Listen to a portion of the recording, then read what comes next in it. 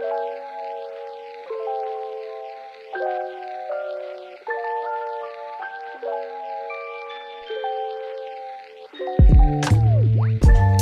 and welcome to the Smart Beauty Podcast. I'm your host, Viola Levy, beauty journalist and founder of copy-led branding agency, Smart Beauty Creative.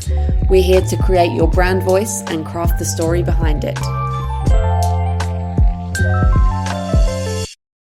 I'm truly honoured to welcome today's guest, Ruby Hammer MBE. Needing very little introduction, she is an industry-renowned British Bangladeshi makeup artist, entrepreneur, and the founder of cult 90s brand Ruby and Millie, which she founded with Millie Kendall, CEO of the British Beauty Council.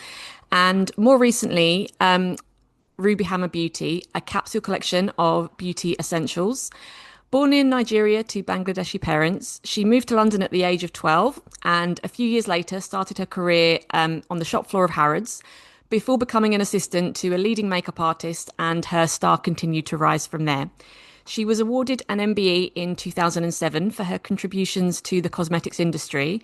And as a kid in the 90s, myself, with black hair, glasses and an olive complexion, I didn't fit into the conventional beauty mold where blonde and white was seen as the ideal, and I didn't consider myself pretty in comparison. Yet Ruby and Millie was my first introduction to the glamorous world of beauty, and the sleek packaging and branding just mesmerized me. It showed me that beauty could be fun, not serious and grown up always, but something to make you feel good, not just look good. I got given a copy of Ruby and Millie's book Face Up for my birthday one year. I think I was about 10 or 11. And it just taught me the basics of beauty and just the stunning photography and diverse range of models, which wasn't commonplace at the time, really stood out to me. In a sea of homogenous beauty ideals, I think this was the first time I felt like the world of beauty truly was for everyone, and there wasn't just one way to be pretty. I feel very privileged to have gotten to know Ruby as a beauty journalist, and interviewing her on my podcast, I feel like my career has really come full circle. What I love about Ruby is that she has a lot of opinions on the industry, which I love and can't wait to delve into, as well as being very open about her personal journey, which I'm really looking forward to chatting to her about as well. So without further ado, Ruby, thank you so much for joining me. Thank you so much, Viola, for asking me. It's really great. God, it sounds quite funny when you hear somebody else relay. No, definitely. Well, thank you so much for being on the show. And going back to the very beginning, so growing up in Nigeria and later London, I'd love to know what your introduction to the beauty world was like. And did you always imagine that one day you would have a career in it? No, not at all, because my late father was a doctor and I always assumed I would follow his profession. And it was only when we arrived back in this country and I realised when you're doing your O levels, I don't know what they're called now, but at that stage I realised, oh my God, out of all the science subjects, the only one I liked was biology. And I probably don't have the aptitude for that vocation. You know, you can't just imagine I want to be this. You've got to have the skills and the brains to do that. And so then I changed to social sciences, and it didn't mean my education stopped. It just means the way, the focus, you know, like that. And talking about beauty, my mum was a very young mum. You know, she had me at 17. So that's probably the inspiration for beauty and how transformative that power is of how you look and you put a face on. You know, she was a housewife with 3 kids by age 21, but she was still a very good supportive partner to my father. So she'd be cooking all day, sweaty and horrible in Nigeria. And yet then when it was a cocktail party or a dinner party, you know, she would change herself with makeup, with hair, with the wigs, with this, with that, and different bits of what you wear. And it was a very good template for me to see how many facets a woman has. You know, she's a woman, she's a mother, she's a wife, she's her own personality. Yes. And beauty is part of that. You know, there's always, all our appearances are like that, whether it's for women or men. You have to shower, you have to be clean. It's a sign of good health. You know, there's a thing when you are suffering mental health issues that one of the first things that goes is probably your attention to hygiene, personal hygiene, and Mm. things that make you look and feel better. So they're not just shallow things. You No, know, if you exactly. start not brushing your teeth and not having a wash and not having it has bearing on lots of things. So I don't like this thing of people just think, oh, we're just so engrossed with how we look. It's like Mm. some shallow, horrible thing is actually a good sign of taking care of yourself. One of the first steps towards that before you get into a aesthetic or a creative, what the trend is, what the style is. Are you living up to that? Is it Yeah. expensive, cheap? Is it mass? Is it luxury? Just the basics of having clean teeth, clean hair, clean body, not smelling, your nails are cut or groomed. And it's a sign of your good mental health, your physical well-being. And that's a start to, why do we have care for people who, when they can't look after themselves, when they're ill, Exactly. elderly, or whatever, pay a lot of attention to that, don't we? About having that bit of making you look, For or, sure. Like taking care of so it's your very physical. important. It's very It important. is. It's not necessarily about vanity. It's kind of, I liken it to making your bed every morning and keeping your house tidy, similar to what you were saying. I think when All of somebody's mental this, health suffers, their house starts to become disarray and things can, and bring fall apart. disease, things that you use, just the way you dispose of your rubbish has a bearing if you don't take care of it. You're in your home. Like, yes, we all get a bit busy, and I'm probably a bit messier than most people. I'm scrupulously clean, but I'm a little bit of a hoarder, and things come, as you well know, as a journalist or in beauty, tons of things come to us and we have to address it and deal with it, and it can't all be dealt with in that exact second No. and then put away. I give a lot away, but I have to also hold on to something because it's not relevant right now, but it will be in Yeah. something later, because I'm judging something or I'm going to talk about it or it goes in my kit. Not every single thing gets used every single time from No. when it's given to you. You have to look at it to think, oh my God, that was so amazing. This is appropriate for this particular job or shoot or what I'm going to talk about now or masterclass or whatever it is. So there's Yeah.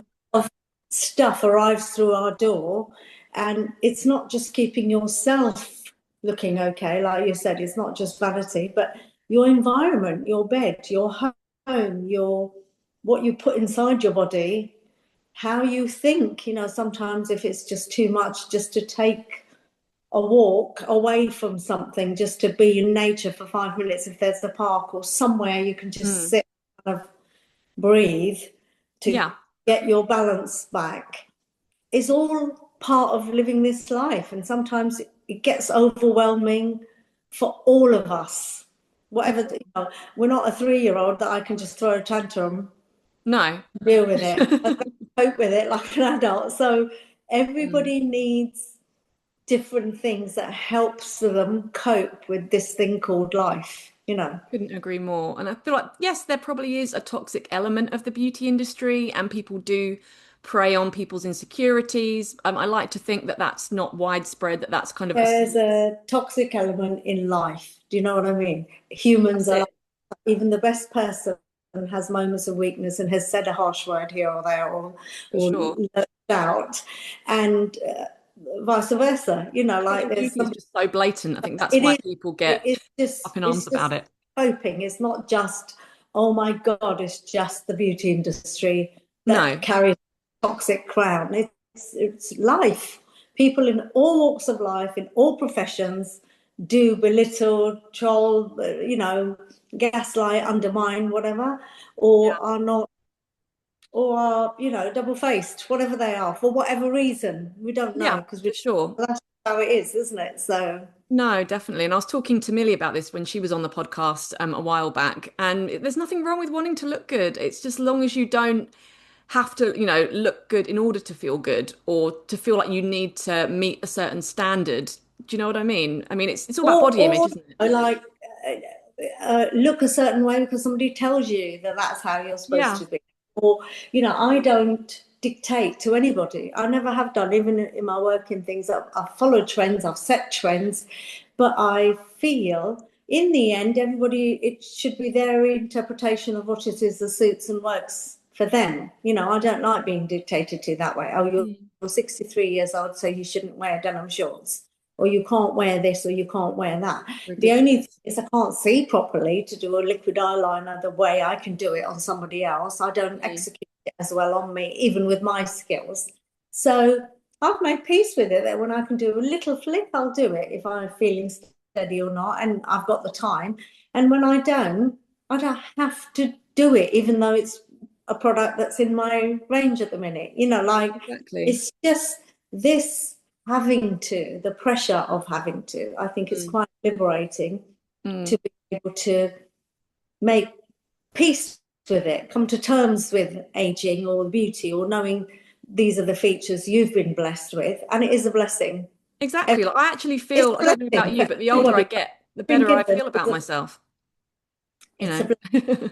So I think, all right, my eyes are never going to be this big and huge, or I'm losing my hair now, so it'll never be that lush thing that people look at as South Mm. Asian beauties. You're going to have this thick curtain of hair. You've got more hair than I have, and you know what?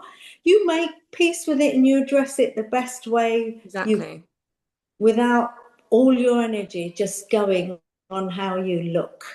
100%. And like I say, I feel like it's how you carry yourself, isn't it? And just, you know what? Yeah, I might have less collagen than I did in my 20s, but I'm all right as long as I look good for my age and I don't look knackered. It's like, Loses that, including the man. You know, like yeah.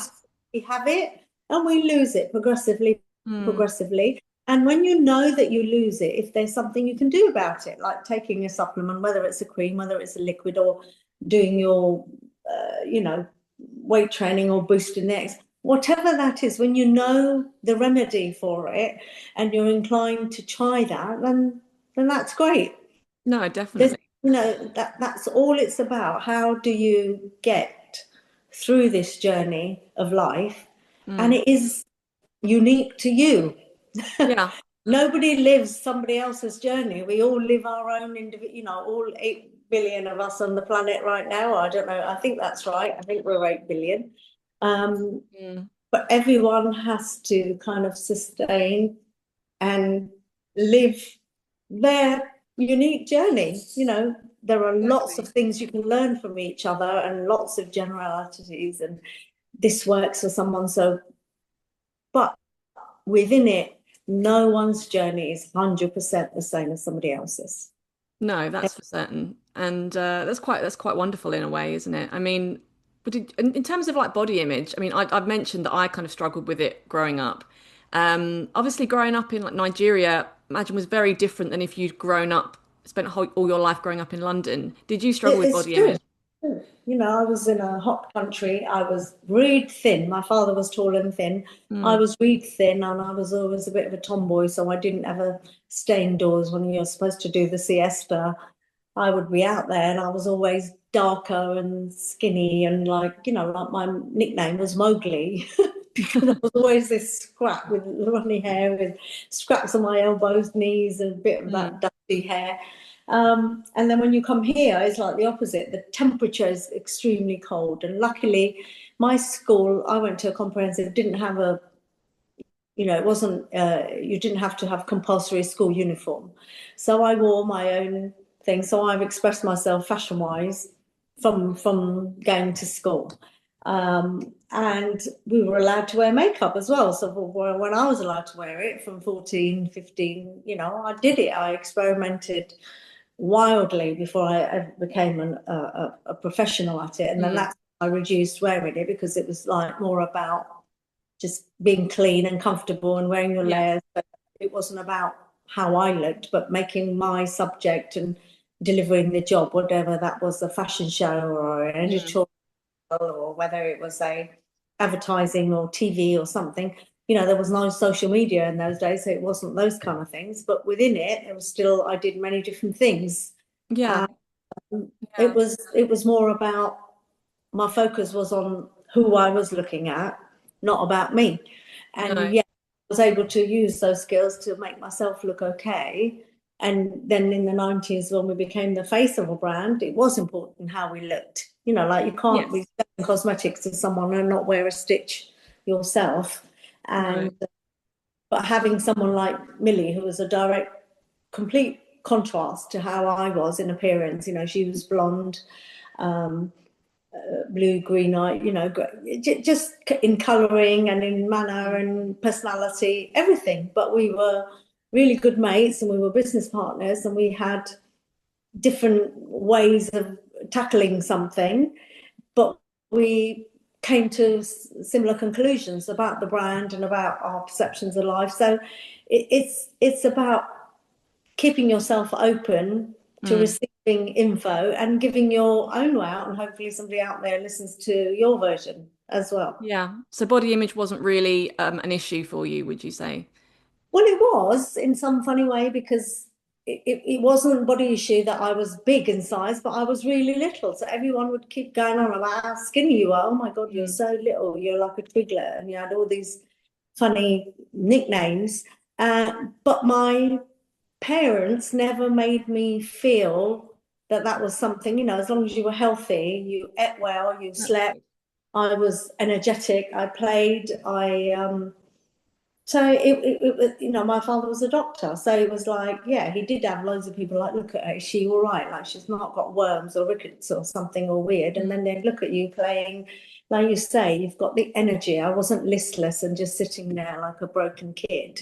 I Mm. had and I slept and I ate. I had an appetite. I didn't overindulge because I just didn't. That wasn't my nature. When I was full up, I was full up. That's it. Yeah. They didn't force you. You've got to eat what's on your plate. But we were taught not to waste food and only put in your plate what you think you're going to eat. And, well, so I did have issues because people made me feel like you weren't normal. You were like this over skinny person. And then now, when you're at the other end of the spectrum where I'm in my 60s and you have menopause and you have a thickening of the waist and things are a little bit, it's just not the same as how I was my entire life, where people would go on. Like, I bet you if how I used to look, people would say, "Oh, are you on those? Are you on Manjaro? Are you Yeah. taking the jabs and all that?" And I'd have to Mm. say, "No, I'm not. This is how I am naturally. Thank you." There's nothing wrong with how somebody chooses to want to live their life, but what I'm saying is there is an issue, but you can't make somebody feel bad for how they are. No, definitely.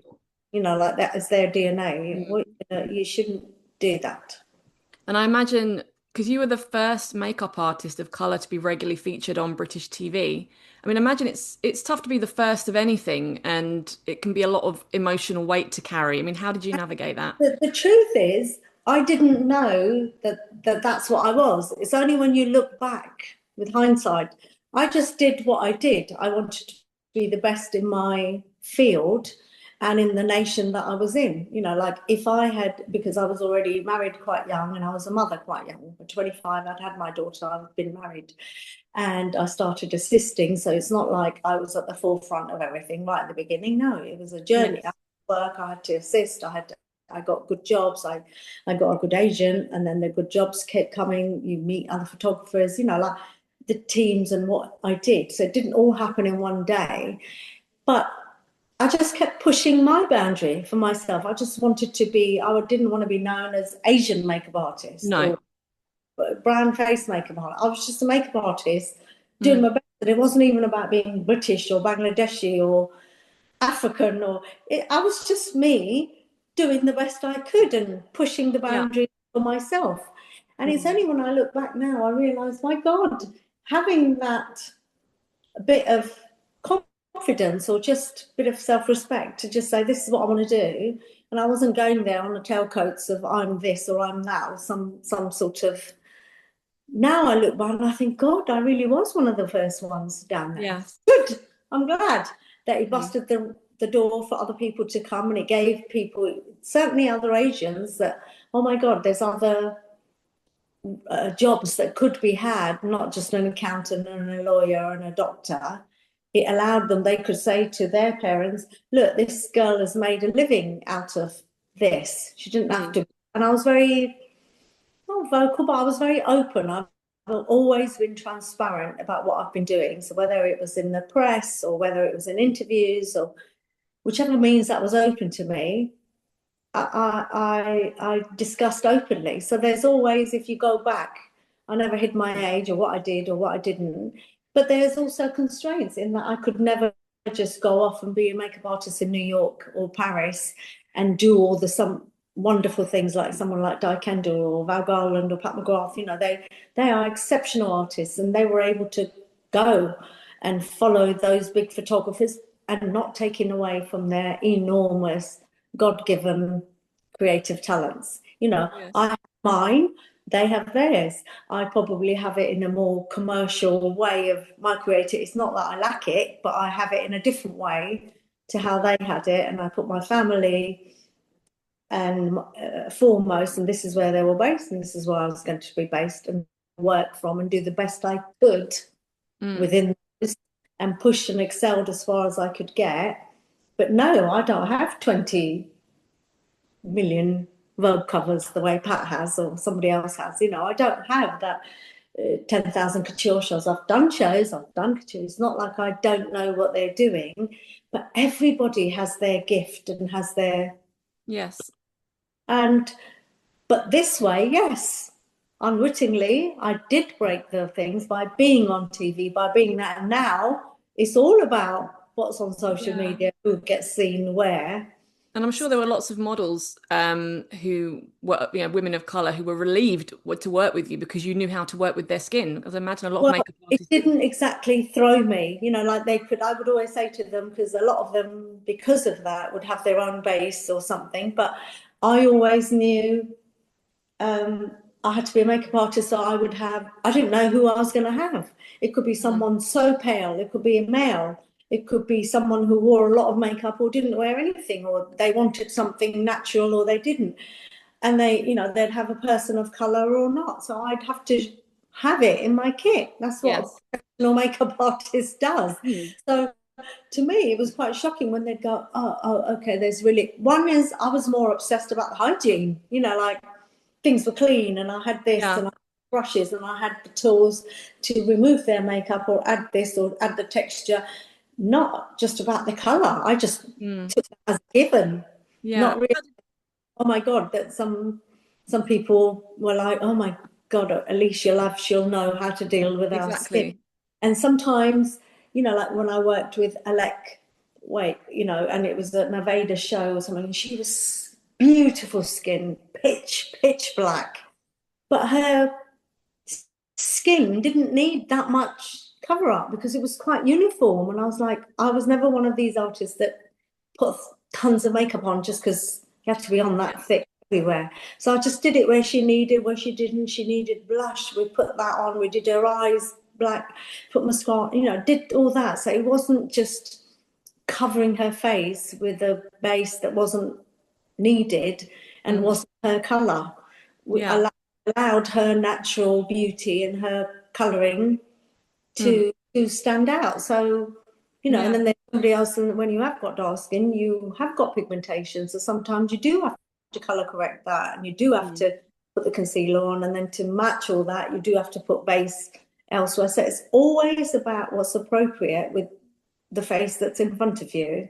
Well, Are you this is it. excited about the way the beauty industry is going and the trend? Some parts of it I'm excited, but some parts of it I'm overwhelmed, same as everybody else, because I'm of a certain age and that technological, this snapshot, you know, quick is not second nature to me. I have to pay attention and say, oh, what is it I have to do now? You know, like, oh, what is this? What is that? So I'm normal and I Mm. don't know all the answers. I don't. I have Yeah. to listen and I have to be guided. And sometimes I'm very clear about what I feel and know and say. And Mm. sometimes I have to be receptive to what's out there. I don't know it all, you know, so it is that. And I will adjust and put bits that make sense to me and I'm able to afford or want or willing to do that. And some things I think, oh God, that's definitely not me. I don't think I can do it that way.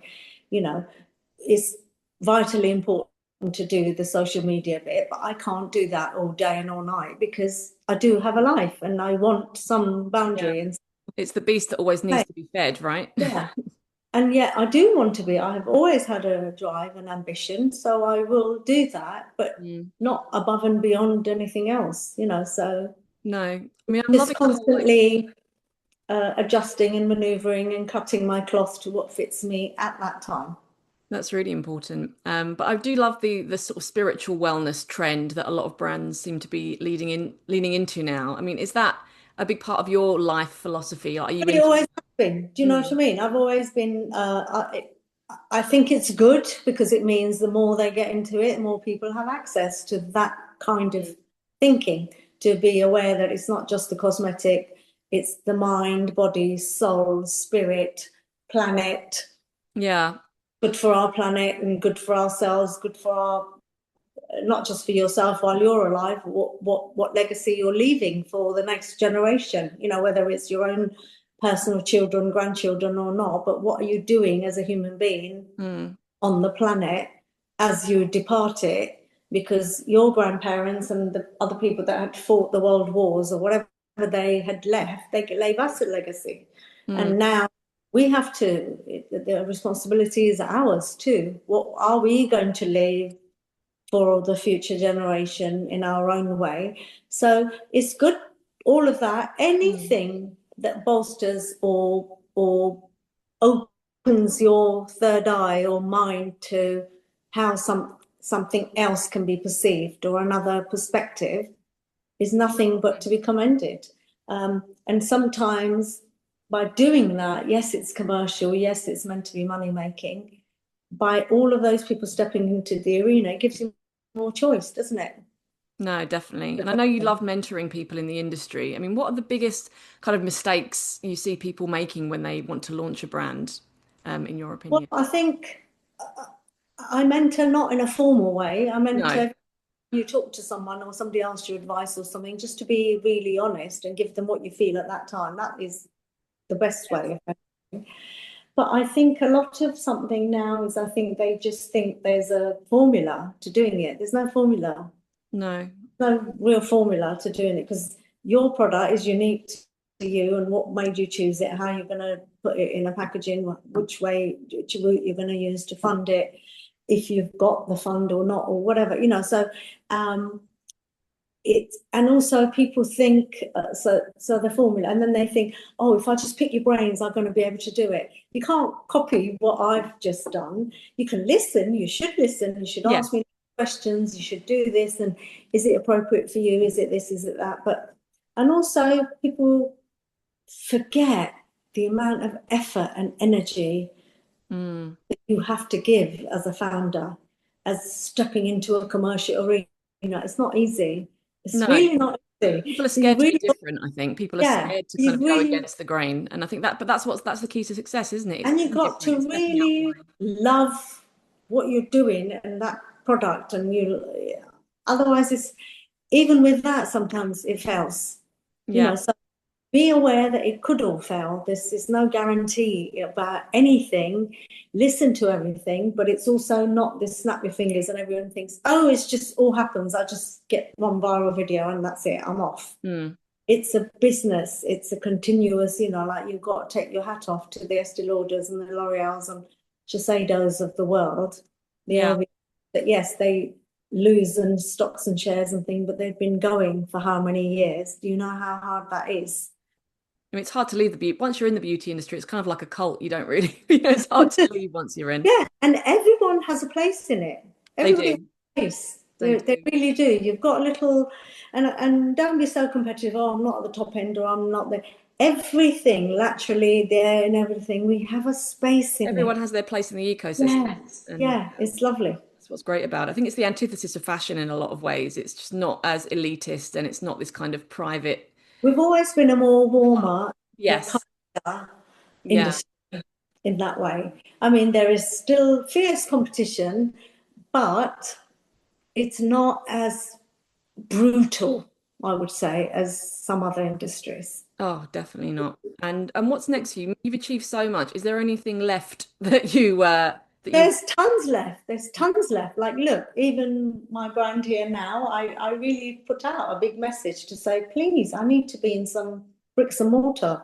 I'd love to be in Selfridges. I'd love to be in Liberties or Space NK or Marks and Spencer. You know, anything, just somewhere now. I think we need to be indoors somewhere. So I'd love that. But also it's growing. We've got new territories. We're in Canada, we're in Norway. Amazing. We've got distributors here. There's still deals to be done, and so many doors to open and reach out to and get to a customer to say, look, it doesn't matter what age you are. If you like using this product, it is vegan, it is cruelty-free, I don't shout with a megaphone, clean, because I do find that a bit, it does a bit, there is, when you talk to an intelligent person, you realise there's no uniform criteria for that. But some people are so big with a megaphone saying that, and I think, that's right for your description of what you are, but it changes with the country. No standardized, way of. There's no standardized way, but within it, I do the best I can within my brand. Yes, it's kind to the planet and to myself. It's as sustainable and as recyclable as I can afford and manage at this moment. And when I can do more, I'll do more.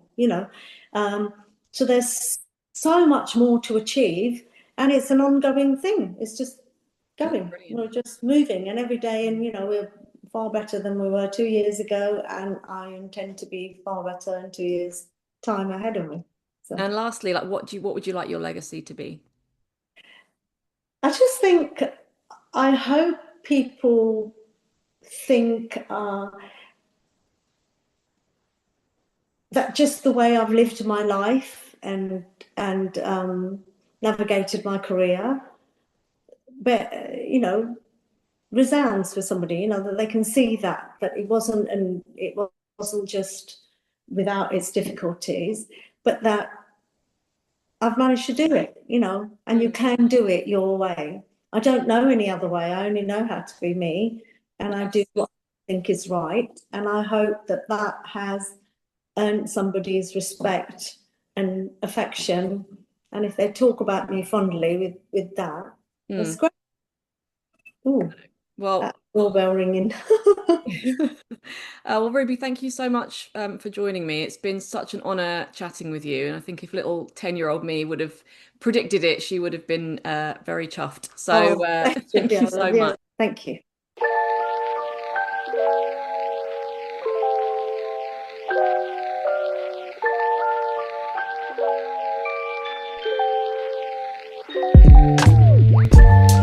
I hope you enjoyed that episode.